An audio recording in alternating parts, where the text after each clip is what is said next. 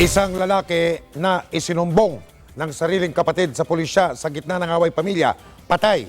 Binaril siya ng mga pulis na dahil umano'y nanlaban siya. Pero masama ang kutob ng mga kaanak ng biktima.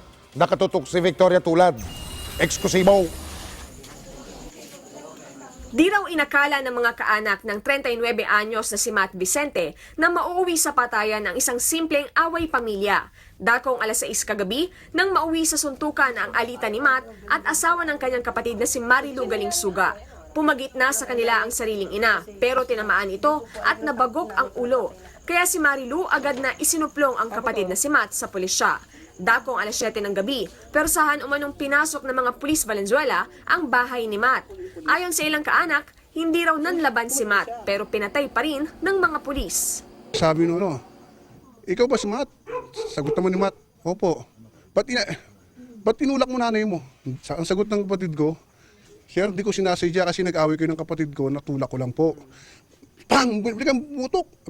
Sumigaw mo pala na, may baril yan! Psh! Binaril lang agad. Overkill. Dahil tutukan, mata tinatama eh. Hindi makataong ginawa nila. Reklamo ng mga kaanak, hindi raw sila agad pinapasok ng mga pulis sa bahay ni Matt. Sinabi lang daw ng mga ito na may nakitang baril at ilang sachet ng hinihinalang shabu sa loob ng bahay. Duda naman dito si Marilu, lalo't matagal na raw tumigil sa paggamit ng iligal na droga ang kapatid. Sa text message na ipinadala sa GMA News ng hepe ng Valenzuela Police, inatake raw ni Matt ang mga pulis gamit ang kutsilyo, dahilan para dumepensa at paputukan siya ng mga pulis. Isinugod daw si Matt sa ospital pero idineklarang dead on arrival. Iginiit ng pulisya na hindi overkill ang nangyari.